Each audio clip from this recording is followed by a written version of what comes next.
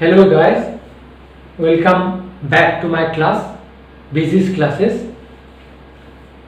আজি আমাৰ বিষয়টো হ'ল টপিকটো হ'ল তোমালোকৰ যিখন সাপ্লিমেন্টাৰী ৰিডাৰ আছে ক্লাছ 12 ৰ এইচএস সেকেন্ড ইয়াৰ ভিস্টাছৰ এটা important lesson a very good story.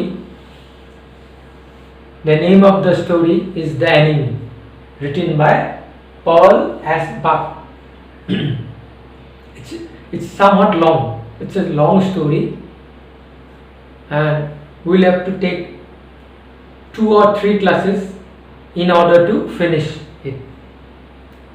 So the story is set during World War on a Japanese coast. Dr. Sadao Hoki is a Japanese doctor. He lives on the coast, and one American prisoner of war was ashore in a dying state, and Dr. Sadao Hoki finds him in that state just in front of her, in front of his house, which was at the coast. So what would happen to the American prisoner of war? His duty as a doctor is to save his life, and another thing, his duty as a patriot is to hand him over to the Japanese army. So what he would do? The story is all about his dilemma, the Japanese doctor's dilemma. We'll try to sum up it in some detail, the whole story, in 2 or 3 classes, because it's a very long story. So just listen to me.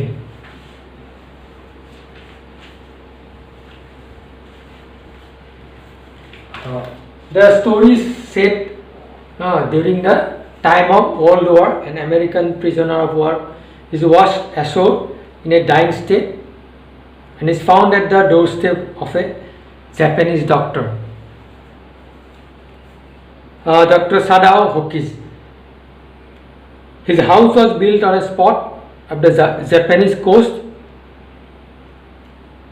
where as a little boy he had often played. So the story is set during the Second World War. A Japanese doctor finds an American prisoner of war at his doorstep. He is in a dilemma that being a doctor, should he save the wounded soldier, or being a Japanese, being a patriot, should he hand over the enemy to the army, Japanese army? The story is all about this, the doctor's dilemma. The Pearl, she then struck a buck. She was born in 1892 and died in 1973. She was an American writer and novelist. She had a Chinese name, Tsai Zhenju, as she spent her childhood in China, being the daughter of missionaries. She was awarded the Pulitzer Prize in 1932 and the Nobel Prize for Literature in the year 1938. And the writer introduces Paul S. Buck introduces the main character of the story, Dr. Sadao Hoki. Dr. Sadao's house was situated on the coast of Japan. He had been living there since his childhood. The house had a low height and was made of stone. It was set upon the rocky beach, which had a boundary line made with pine trees that were tilted towards one side. When Dr. Sadao was a child, he would climb up the pine trees. On his visits to the South Seas, he would see men do so in order to get coconuts from the trees. He would accompany his father to the islands of the South Seas often. His father would point towards the islands and would say that those were the stepping stones of the future of Japan. So, this is Sadao retained all the things that his father would tell him as a child. His father never played a joke with him, never cracked a joke in front of him. They shared a matured relation, and his father underwent a lot of hardships to bring him up. Dr. Sadao knew that his father was concerned about his education. He was sent to America at the age of 22 to study surgery, all about surgery and medicine. He returned at the age of 30. Before dying, Sadao's father saw Sadao become famous not only as a surgeon but also as a scientist. Sadao was on his way to discover a treatment for wounds which would make them absolutely clean. So he was not sent abroad with the armed forces as a doctor. Also, he was retained in Japan because the old general was suffering from an ailment which needed to be operated upon in case of an emergency. So writer describes the scene outside Dr. Sadao's house. As the days were unusually warm and the sea waves were cold, the nights became foggy. There was a lot of fog. Dr. Sadao saw the boundary of a nearby island became invisible gradually as it got covered in the mist. Slowly the mist was coming closer to him. Soon there would be mist all around his house. At the time he would go back into the house to his wife Hana, who was waiting for him along with their 2 children. Before Sadao could go inside, the door opened and his wife looked out for him. She was wearing a dark blue colored gown over her dress. She lovingly crossed her arm with his, smiled at him, remained silent and stood by him. They had met in America. Sadao knew that his father would get him married to a Japanese girl only, and so he ensured this before falling in love with her.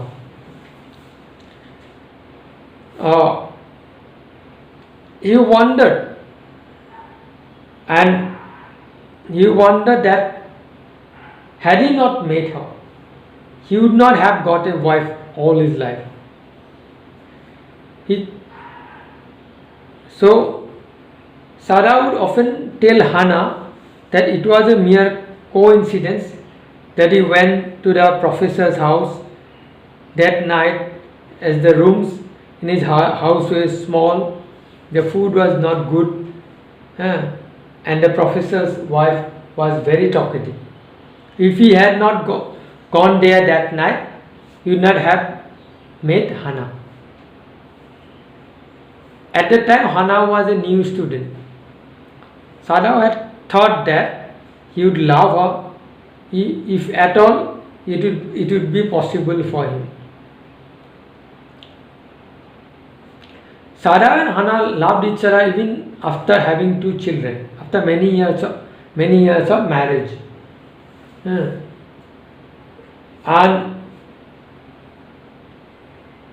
they had discussed all the details before the wedding. They were happy with each other. That moment, they saw a figure when they were talking, Hannah and Dr. Sadao Hoki. That moment, they saw a figure appear out of the mist. It appeared black in color due to the mist in the air. The outline of a man's body was visible in the mist.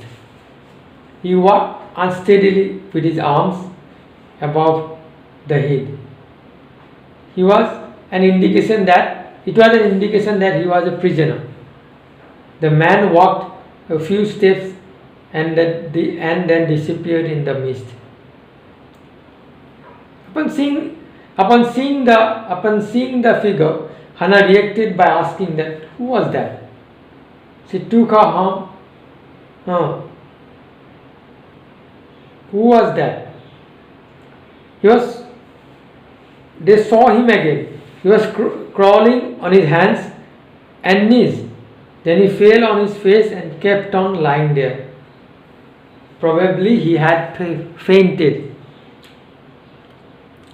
As the area had villages full of fishermen, Sadao said that probably it was a fisherman who had been washed off his boat.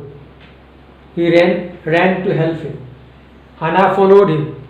The loose slips of her howdah flew as she ran.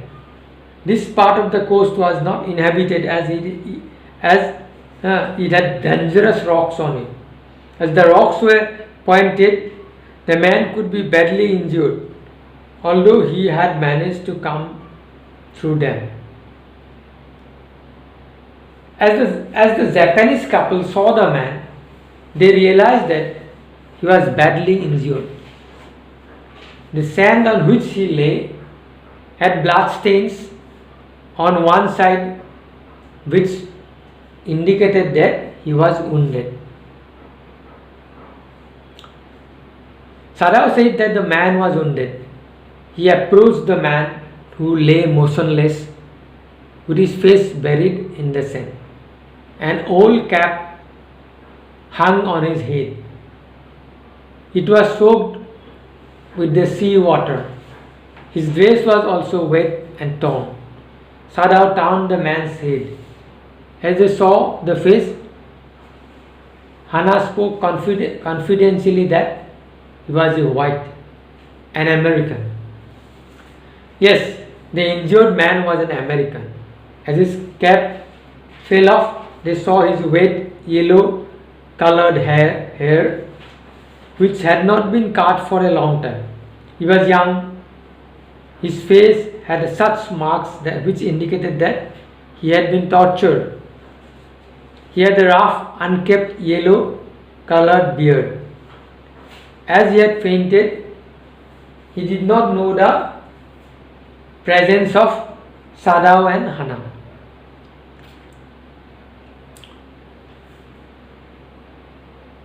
Sadao was reminded that the man was wounded, as he had seen bloodstains on the sand.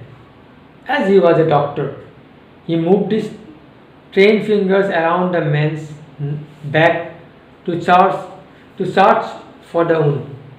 He felt blood oozing out of a wound in the lower part of his back. It was a gunshot. The man had been injured a few days ago. He had not got any medical help to treat the wound, as he had himself used some black colored powdery substance on it. The sharp rocks on the shore had pierced it, and so it was bleeding. It was a very shocking and painful situation. Hannah was concerned that the man was injured and said in a low voice that he was bleeding. The mist had intensified now. The three of them could not be spotted by anyone. Moreover, the fishermen, men, and the rag pickers did not visit the place at that time of the day.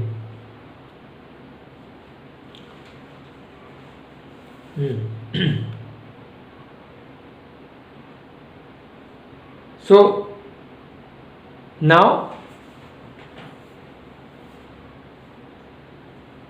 the Sadao answered to himself, Sadao thought to himself and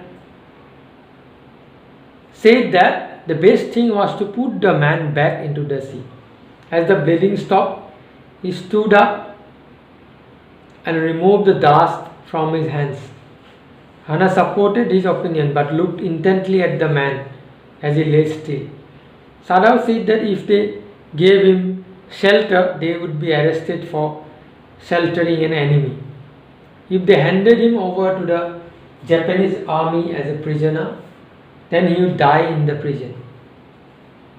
As he thought that both the options were not favorable, so the best option was to put him back into the sea. Hannah added that the kindest act for them was to put him back into the sea. Both of them did not move ahead to do so. Rather, they stared at the motionless figure with dislike. They disliked him because he was an enemy, an American. Hannah was inquisitive as she asked about the man's identity. Sadao replied that he appeared to be an American.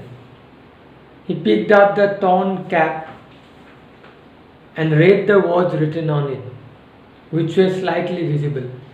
He said that the man was a sailor from an American warship and read out the words US Navy written on the cap. They concluded that the man had been taken into captivity during the war. Sadao and Hannah discussed that the man had tried to escape from the prison and had been shot in the back. They were not able to gather the courage to throw him into the sea. Hannah called upon Sadao with firmness. She asked him if he was ready to put him into the sea. Sadao told her that he was able to do so and asked her that did Hannah have the courage for it. Hannah replied in the negative and added that if he could not do it by himself, then she had to help him. Dr. Sadao was reluctant in throwing the man into the sea.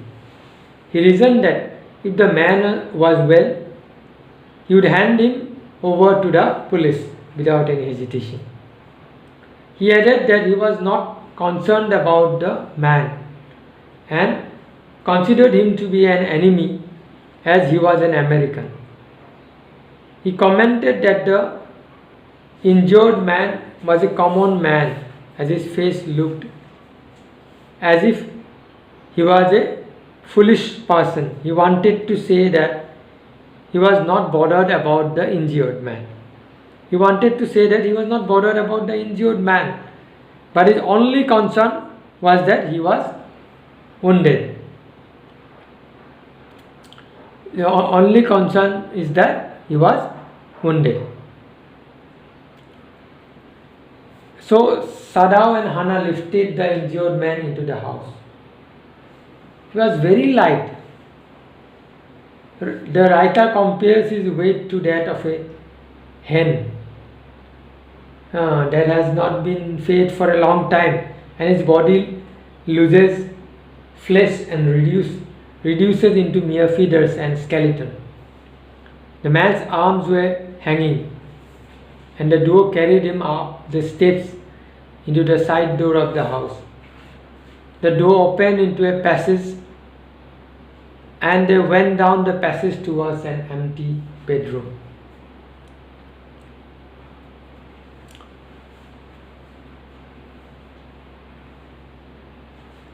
And the bedroom belonged to Sadao's father and had not been used after his death. The injured man was laid on a thick mat on the floor. The writer describes the room. Everything in the room was Japanese, as Sadao's father disliked foreign things. Hana went to the cupboard in the wall and took a soft quilt. He resisted putting it on the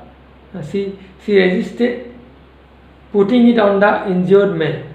The quilt was made of silk, had a flowery print on it, and the lining was made of pure white silk. Hana did not want that Sadao should touch the man. She said that they would ask the servant to wash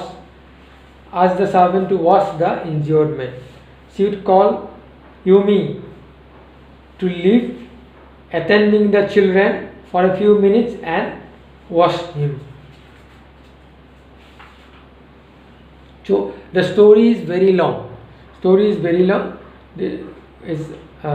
And so we'll have to read some of the lines because story is a bit long, and so we'll have to do it in 2 or 3 classes. So the story is all about the doctor's dilemma. The story is all about the doctor's dilemma.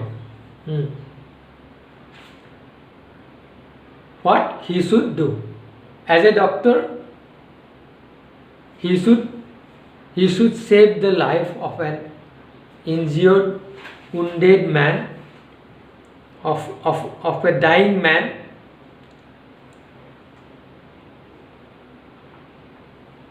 and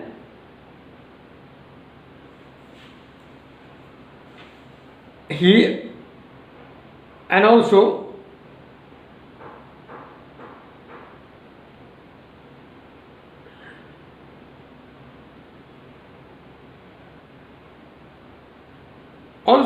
although he was in no mind to help the enemy,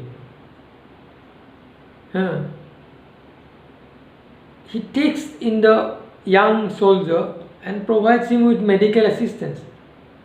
He keeps him at his house to avert any danger coming his way. However, he knew he has opened doors to dangers by helping the enemy. Even his servants decided to leave Sadao too. As the days kept passing, the soldier was now beginning to gain his health back. Now that the soldier was no longer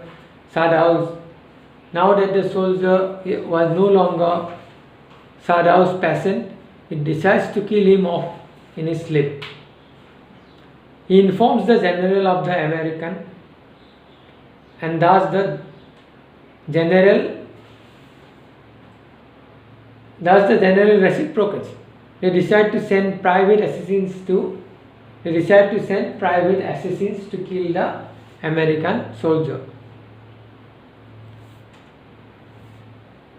To sum up, while waiting for the assassin, Sadao starts noticing it was delaying. It was getting delayed. However, during this course, humanity in Sadao arises. He realizes that he is a human being at the end of the day. He now recognizes the value of human life as well as universal brotherhood. Thus, this opens his mind, which was limited to race, boundaries, and wars. Finally, he comes to the conclusion that the American soldier is not his enemy just because he belongs to another country. Thus, he rises above his prejudices and does the right thing by helping the American soldier escape, thus saving his life. To sum up, we learn from the story how love and compassion can make us better human beings, as opposed to prejudices and biases against other people with whom we do not share anything but the bond of being human beings. So this is all about the story. It's a bit longer. We'll explain it in some more detail in the next class. Till then, goodbye. See you then, and thank you very much.